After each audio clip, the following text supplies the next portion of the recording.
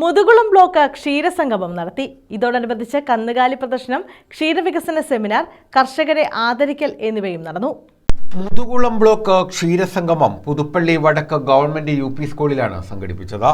ഇതിന്റെ ഭാഗമായി വിവിധ പ്രദർശനങ്ങൾ, ആദരവ്, പുരസ്കാര വിതരണം എന്നിവയും നടത്തി. ക്ഷീരസംഗമത്തിന്റെ ഉദ്ഘാടനം Muthukulam block panchayat president D. Ambujakshi നിർവഹിച്ചു. നമ്മുടെ ക്ഷീര കർഷകരുടെ കൂട്ടായ്മ, ആ കൂട്ടായ്മയിലൂടെ അവർക്ക് വേണ്ട അറിവ് കൊടുക്കുന്നതിന് എങ്ങനെയാണ് ഒരു ക്ഷീര കർഷകൻ എന്തൊക്കെ ഒരു നമ്മുടെ ഒരു പശുവിനെ പരിപാലിക്കുമ്പോൾ അല്ലെങ്കിൽ കന്നുകാലികളുടെ പരിപാലനത്തിൽ, തൊഴുത്തിന്റെ പരിപാലനത്തിൽ, അവരുടെ പോഷകസമൃദ്ധമായ ഭക്ഷണത്തിന്റെ രീതിയിൽ ഇതിനെല്ലാം സമഗ്രമായ ഒരു ക്ലാസ് സെമിനാറിലൂടെ നടത്തപ്പെട്ടു. വിവിധ സെമിനാറുകളുണ്ട്.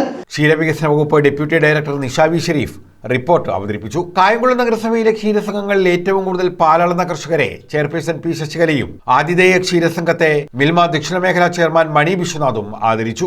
ബാബു മുനമ്പേൽ സ്വാഗതം പറഞ്ഞു. നല്ല പാല് രാവിലെ ഉൽപ്പാദിപ്പിച്ച് വീടുകളിൽ എത്തിക്കുന്ന എത്രയോ കർഷകർ നമ്മുടെ നാട്ടിലുണ്ട്. അതാണ് ഗുണകരം.